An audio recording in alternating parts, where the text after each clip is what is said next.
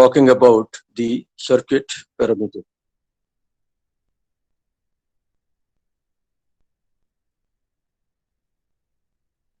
Problem number one that we want to tackle today is you are given two networks and your objective is to figure out their impedance parameters. I'll show you the networks in a minute. There are three networks down the line, but ignore the third one.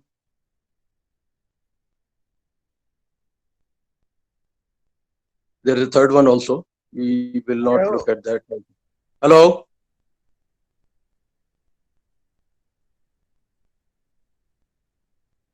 Before we tackle this, let me summarize the notations. You know all this, but let's quickly go over it. Z, capital Z will be the symbol for impedance, and capital Y will be the symbol for admittance. You know that admittance is 1/1 divided by some impedance. The unit for admittance is mho, and the unit for impedance is ohm. Okay. Both impedance and admittance have real parts and imaginary parts.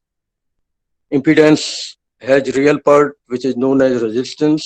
It has imaginary part, which is known as reactance.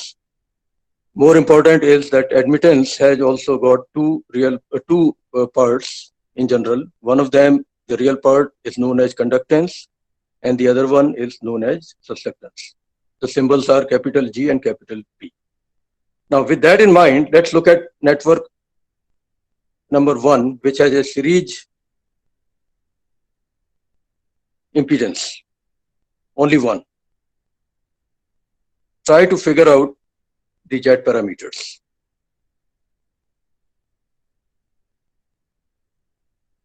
And then the second one, of course, has a parallel admittance. For that also, we will do the same exercise. The third one actually is the transmission line. Let's ignore it for now. Once we get into the topic of transmission line, we will tackle this, the third network at that time. First challenge, series impedance. This is the basic definition, equations 1 and 2. These are the basic definitions for Z11, Z12, Z21, and Z22. Spend a minute or two figuring out all the four Z parameters for the given network.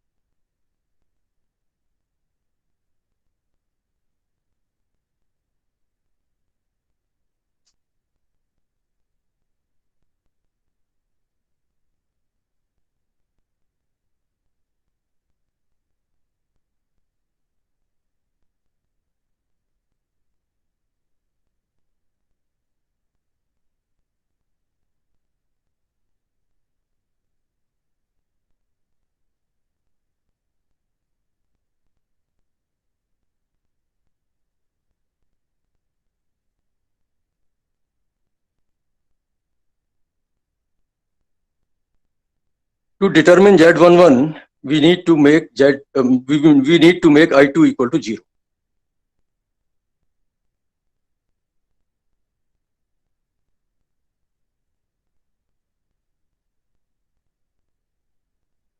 Now, the nature of the problem that we have got in front of us is such that if I2 is 0, I1 has no choice but to go to 0.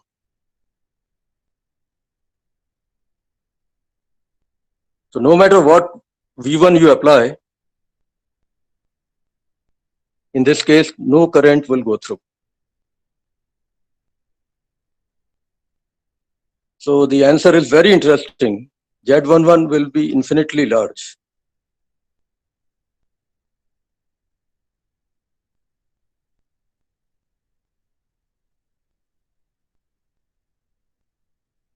And a similar scenario applies to Z22 as well.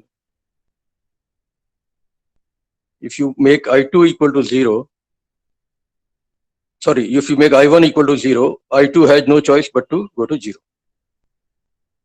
So both Z11 and Z22 for sure are infinitely large in this particular case. How about Z12? Z12 demands or rather requires that I1 should go to 0.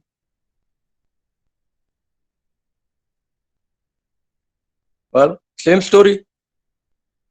If I1 goes to 0, I2 has to go to 0.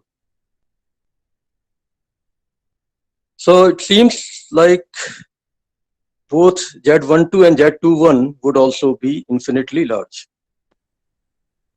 Z parameters, they are hypothetical parameters. In reality, nothing is infinitely large inside. These are simulation based, these are parameters which are used by simulation tools. So in this particular network, they are all infinitely large. That's why parameters other than Z parameters are also used, which may be more suitable in cases like this. Okay.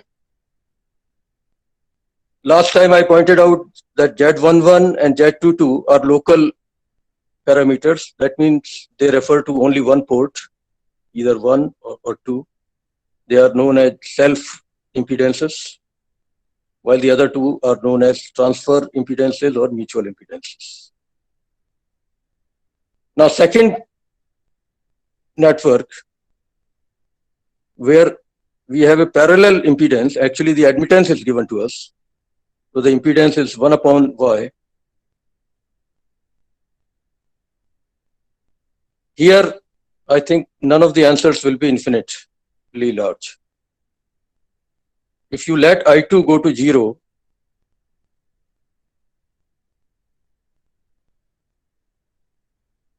the ratio V1 to I1 will be simply 1 upon Y. That's Z11.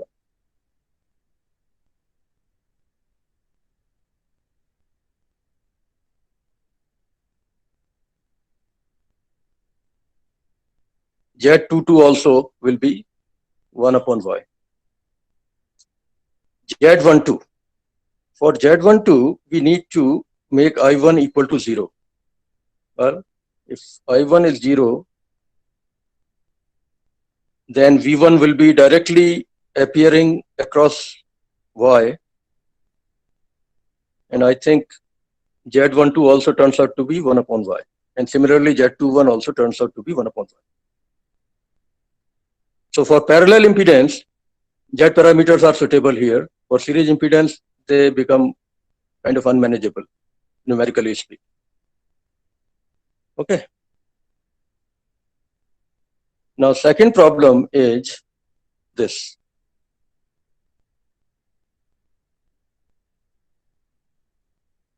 Obviously, based on what we found in the previous problem, all the Z parameters are infinitely large. The same answer applies to case B also.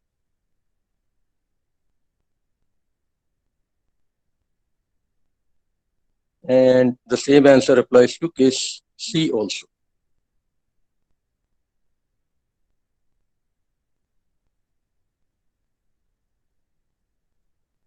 The details of what constitutes Z are immaterial in this case. The answers are anyway going to be infinitely large. Question 3. Determine the Z parameters for the following networks. Now you have got a parallel impedance. In case A, it is 50 ohm. So Y will be 1 upon 50 mho. In case B, we have a series RLC circuit. So frequency is given as 1 gigahertz. We'll have to figure out the total impedance of this path and then do 1 upon of that to figure out Y. Or actually we can use the impedance directly also to figure out the Z parameters. Let's see. In case A, all the Z parameters are 50 ohm. In case B, you can check my calculations later. XL, because we have got 6 nanohenry inductor and 1 gigahertz frequency. So XL turns out to be around 37.7 ohm. Okay. Another 2 minutes, then we'll move forward. Okay. Capacitance is 2 picofarad. So XC, it's important to do calculations correctly, you know.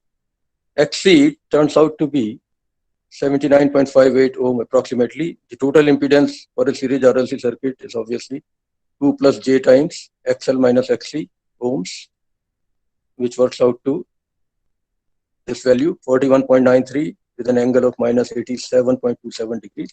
So all the 4 Z parameters in this case have this value. Okay. There's no more problem in this particular. Move back to the discussion on Z parameters. We did most of it last time, but some things are still remaining that we need to talk about. This part of the document you have seen already. Let me not spend too much time on it. Sorry that there is a repetition of page 1. Please remove one of the pages. In fact, remove the one that is irrelevant. The second appearance of page 1 should be removed. Please do that. Now, impedance parameters we have defined already. We know how to handle them. We also solved quite a few problems last time. One of them was a T network. And by the way, in this network, in this T network, if you put ZB equal to 0 and ZC equal to 0 and use the results, you should get the results that we were getting for problem number 1 that we did in the beginning. Okay. What we did in the beginning today were special cases of this problem. So try to see that consistency is there.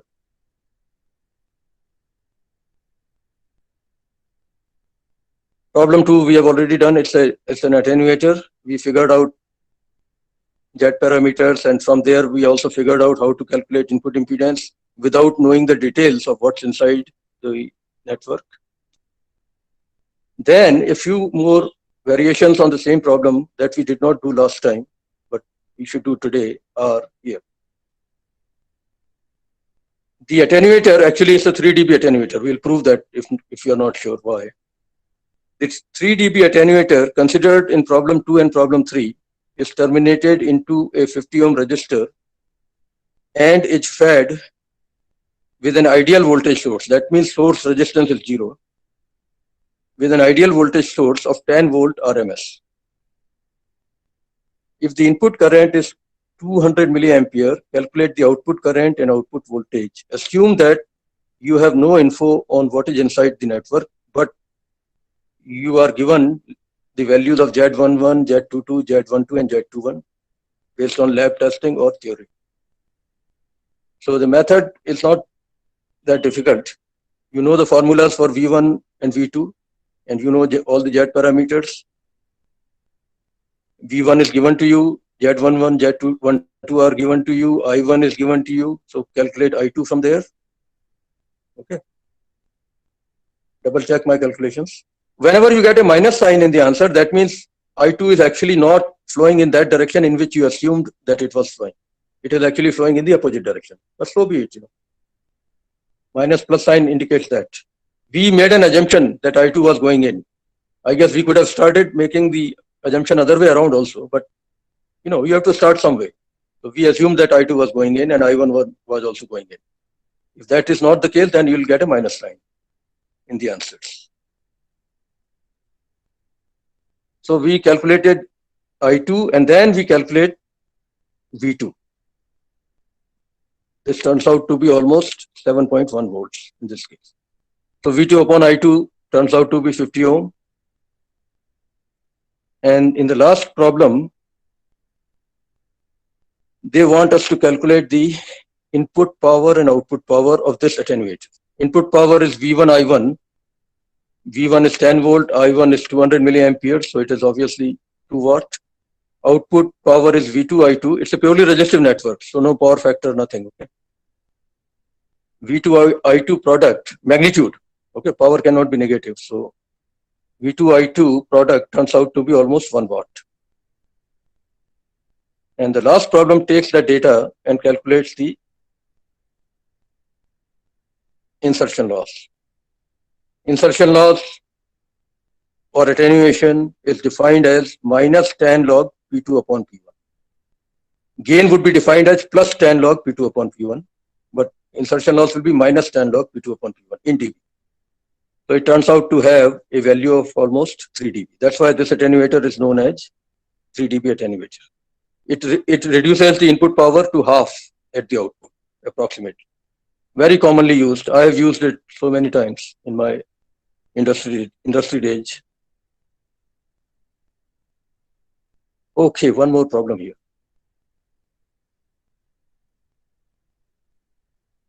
Calculate the Z matrix of the network shown below at an operating frequency of 2.4 gigahertz. Is the network reciprocal? Is the network symmetric? It's a special case of the problem that we have solved already. So let's do the calculation. ZA is a purely imaginary number, J2 pi FL. It turns out to be J 30.1593 ohm. ZB turns out to be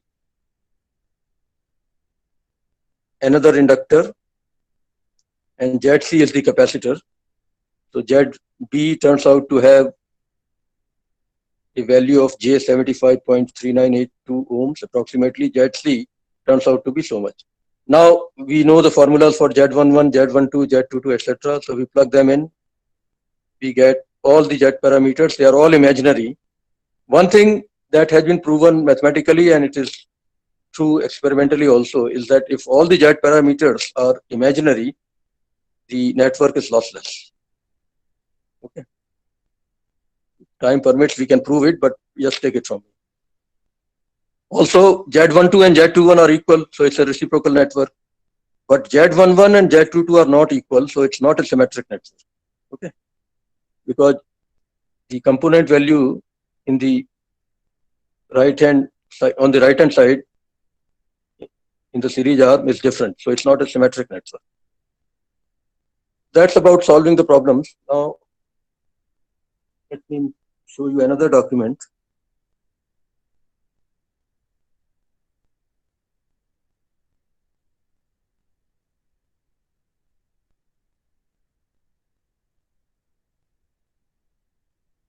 Admittance parameters. That's the next one.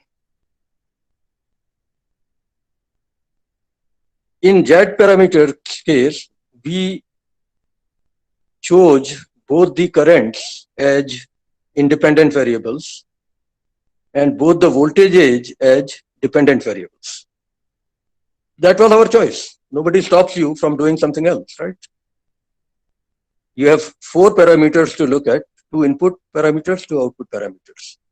Out of which 2 you choose as independent parameters and which 2 you choose as dependent parameters is your call. So let's make the second call. Suppose I choose, or we choose, both the voltages as independent parameters and both the currents as dependent parameters. Then the parameters that we get are known as admittance parameters. Okay, this is something that you know well, the definitions. This is known as a black box approach because you don't care what's inside the network. Okay. In this case also, we would assume that both the currents are going in and the top terminal is having positive polarity. So this is the way we define the behavior of the network. Equation 1 and 2. I1 equal to Y11 V1 plus Y12 V2. I2 equal to Y21 V1 plus Y22 V2. Obviously, these 4 parameters these four Y parameters now will have the unit mho. Okay. They are known as admittance parameters or Y parameters. To determine Y11, we will have to make V2 equal to 0. That means you'll have to short circuit the output. In case of Z parameters, we were open circuiting the output for calculating Z11. Here, it is the complementary operation. Y11 will be I1 divided by V1 when V2 is 0. Y12 will be I1 divided by V2 when V1 is 0. That means when V1 is short circuited. So can you please scroll down the slide? Yes, I will.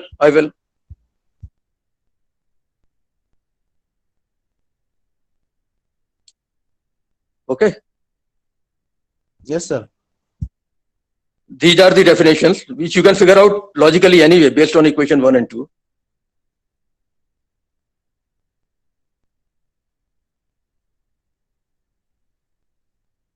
Just 1 minute. This is getting too much.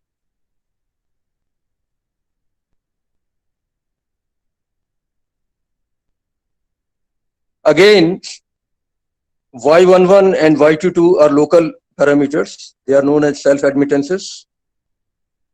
And Y12 and Y21 are mutual admittances or transfer admittances because they relate one port to the other.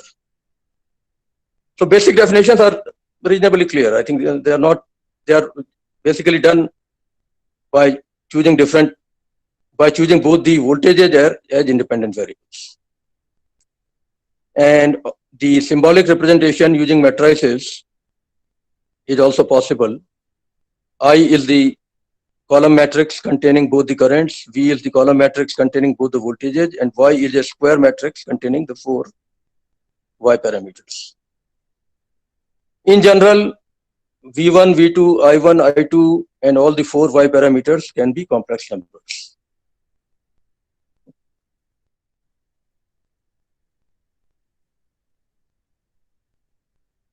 Now, problem 1. Show that for a given two-port network,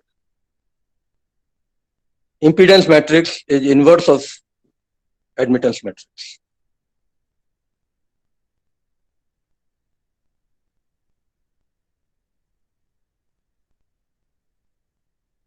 I think proof is done in several different manners. What I have done is I have taken the symbolic equations. Equation 1 is the symbolic representation for Z parameters. Okay. So using that, I have written I as Z inverse multiplied by V, Z inverse multiplied by V matrix. And we also know that I is defined as YV. So from there, it is straightforward to conclude that Y is inverse of Z. Y matrix is inverse of Z matrix, and other way around also. If you want, you can do more detailed derivation, but this is a given fact that Z and Y matrices for the same network are inverse of each other. So if you know one, the other is easy to figure out. Problem 2 is again a network containing three admittances, and this is a pi network, by the way. The configuration is known as pi for obvious reasons. The look and feel of this network is a pi type. Y1 is the first branch, parallel branch, Y3 is the series branch, and Y2 is the last branch, which is in parallel. I want you to double check my derivations, because there is always a possibility that there's a mistake, plus minus sign gone wrong or something. Okay. Oh yeah, they want us to figure out both Z and Y parameters. Okay, not only Y. Fine. So to figure out Z parameters of this network, you first of all convert the network into impedances. The first branch has an impedance Z1, which is 1 upon Y1. The second branch has an impedance Z3, which is 1 upon Y3. And the last branch has an impedance Z2, which is 1 upon Y2. So you use the basic formulation, you use the basic definitions, and if I let I2 equal to 0, it is obvious that V1 divided by I1 will be a parallel combination of Z1 and the summation of Z2 and Z3, because I2 is 0. So the answer seems to be what is given here. If you want to express the answers in terms of Y1, Y2, Y3, then obviously you put Z1 equal to 1 upon Y1, Z2 equal to 1 upon Y2, Z3 equal to 1 upon Y3, and simplify further to express the same answer in a different manner. Please double check all the derivations. It's your responsibility to catch mistakes if there are any. Z11 is pretty straightforward. Z12 is a little bit more involved. You want to have V1 upon I2 ratio when I1 is 0.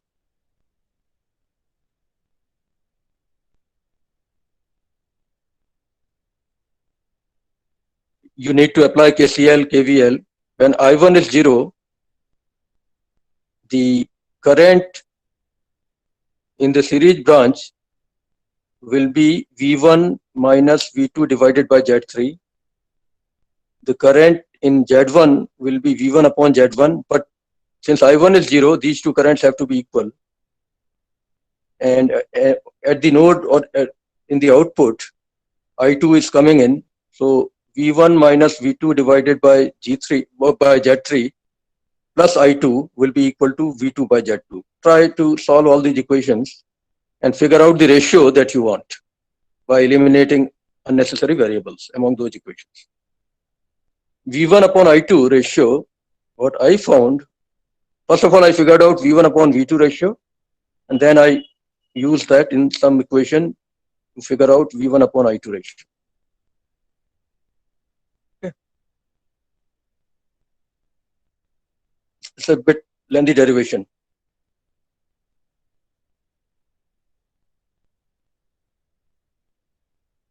Z12, the value that I finally got is shown here, equation 9. Hopefully there is no mistake, but if there is, we'll update the document. Obviously, you can express the answer in terms of Y values also by making the appropriate substitutions. The next is Z21, which is V2 upon I1 when I2 is 0. Again, a bit of lengthy derivation, but similar to the previous case. And what I got was this.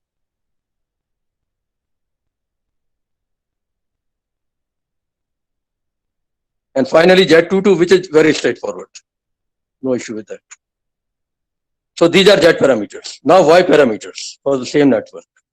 Y parameters need to be obtained by putting short circuits, not open circuits. When when V2 is 0,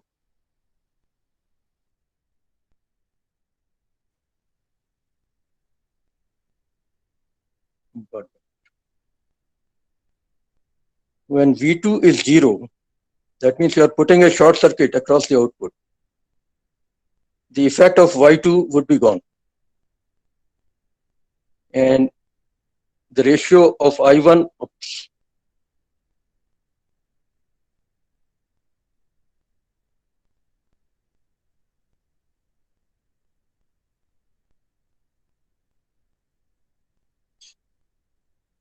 yeah. The ratio, I'm going to tilt it in a minute, okay? Let me get to the correct point.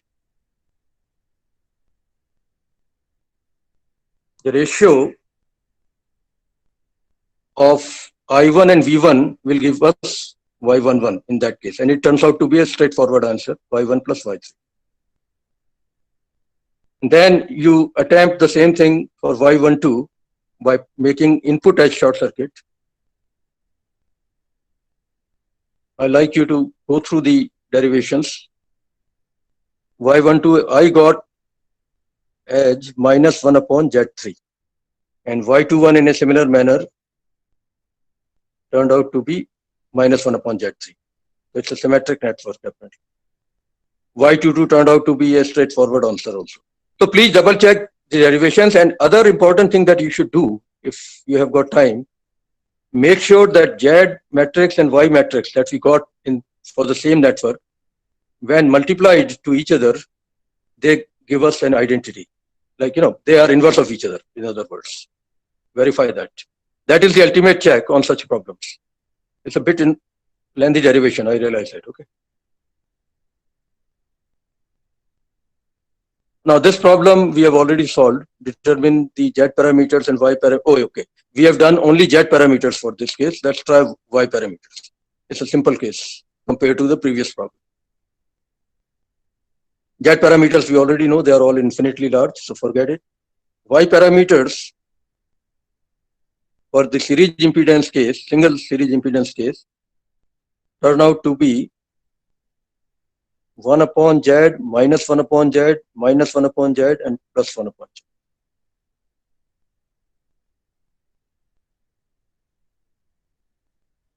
When you get the document, I want you to spend at least 1 hour going through all these derivations once again.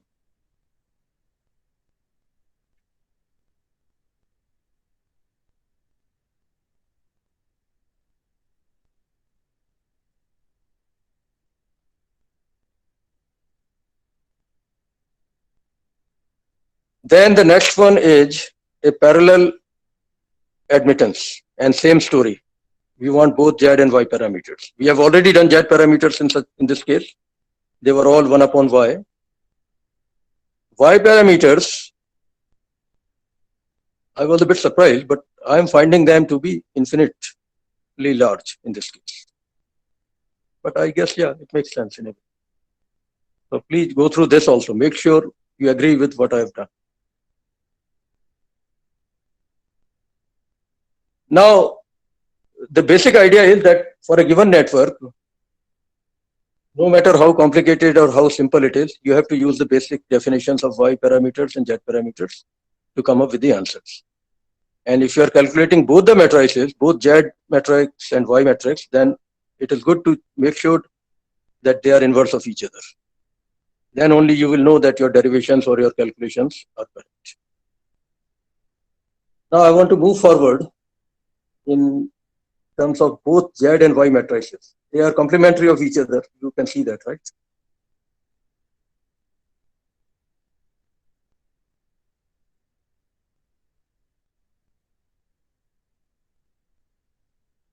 Which parameter to use when? One very obvious question. When simulation tools are being designed, engineers don't use the same parameters throughout. Depending on the nature of topology in that particular portion of the system, they either go for Z parameter or Y parameter or even other parameters, which we have not yet spoken about. Anyway, before delving into that, let me give you another interesting challenge. Consider a two-port network A whose impedance matrix is known to you. It is Z with a superscript capital A, and the 4 parameters are Z11 with a superscript capital A, Z12 with a superscript capital A, and so on. Okay. And another two-port network another two-port network B, whose impedance matrix is also known to you. Z with a superscript of B, and all the 4 parameters are now with a superscript of B. Simulation tools normally have to join networks all the time. And method of joining can be in series, in parallel, or even in cascade. In first year electronics course, I think we showed you when we were talking about op-amps, we had spoken about cascade connection, etc. And even series and parallel connection. So same story applies here. But let's see, suppose I connect, they are saying they connect these two networks in series and obtain the overall Z parameters. What does it mean? How do you connect them in series? Here. Oh, sorry, the one page is repeated. You can get rid of it. Or maybe I will do that. two networks here. We'll do derivations later, but let's look at how to make series connection. Network A has two input terminals, two output terminals. Network B, same story. What I do is at the input of both the networks, I take the lower terminal of network A and connect it to the upper terminal of network B. And I do a similar thing at the output also.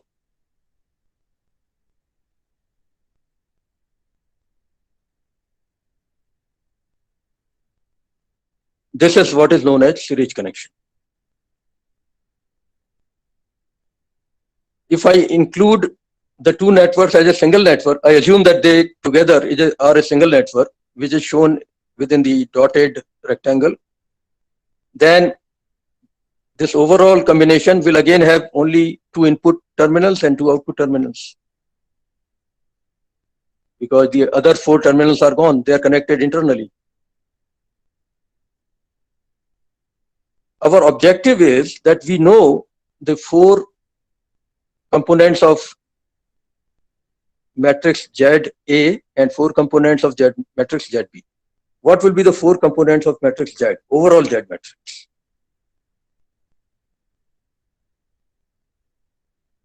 Look at the definitions of currents, etc.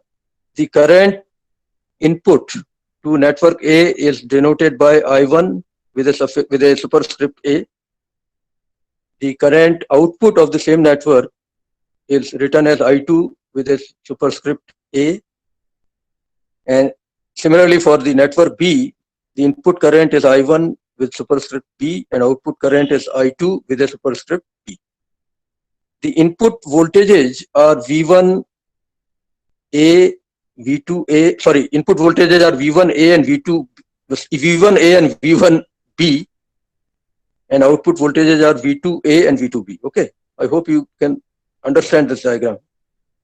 Now, based on, first of all, it is obvious that for each network, you will be able to write these equations. Equations 1 to 4, they are straightforward.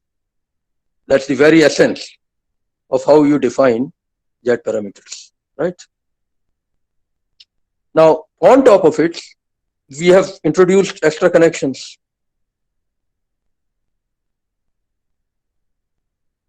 Because of the way the connections are made, the overall input voltage V1 is now the summation of V1A and V1B.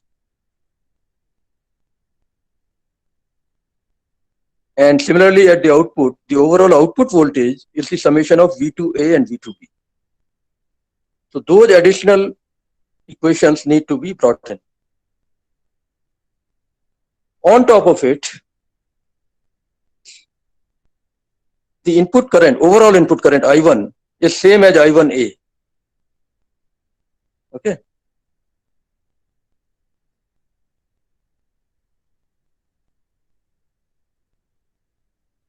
Wait a minute. Yeah, it's I1A. Yes, and it is, and the overall input current, sorry, overall output current is I2A. Okay. Let's see. Yeah.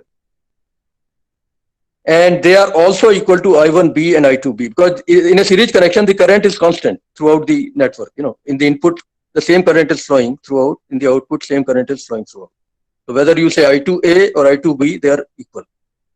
And whether you say I1A or I2A, sorry, whether you say I1A or I1B, they are equal.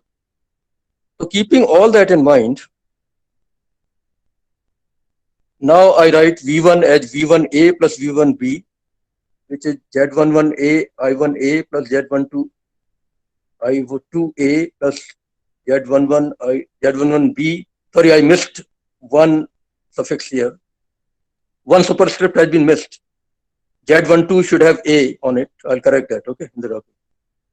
And Z11B, I1A plus Z12B. Now, ultimately what happens is, because I1A and I1B are equal, and I2A and I2B are equal, the result turns out to be a simple summation of all Z parameters. In V1, you find that I1's coefficient is Z11A plus Z11B, and I2's coefficient is Z12A plus Z12B. And in a similar manner, in V2 also, we find that the coefficient of I1 is Z21A plus Z21B, and coefficient of I2 is Z22A plus Z22B. So what happens is a series connection has the interesting property that overall Z matrix can be obtained by simply summing up the individual Z matrices. Although we have considered only 2 networks, had there been 3 networks, we would have been able to do the same thing. We would have been able to sum up the 3 individual Z matrices to get the overall Z matrix. When you are dealing with a topology involving series networks, you use Z parameters because they are very easy to, they are very amenable to handling that situation. You simply take the individual Z parameters, individual Z matrices in fact, and sum them up. It is very easy to do in computers. Okay. And for Y parameters, and after that I'll stop. For Y parameters, a similar problem has been posed that we are given 2 networks, A and B, with their Y matrices given.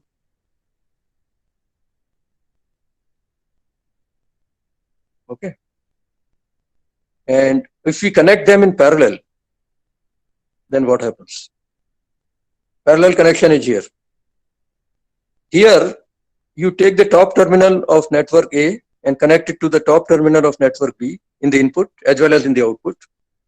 You take the bottom terminal of network A and connect it to the bottom terminal of network B, both in inputs and outputs, both in input and output. Okay. This is called parallel connection. In this case, input voltage V1, by the way, the overall behavior is governed by V1, I1, and V2 and I2. And our objective is to figure out how V1, I1, and V2 and I2 are related to each other by assuming that we know details of YA and YB. So it is obvious that since we are connecting connecting the top terminals together, V1 is same as V1A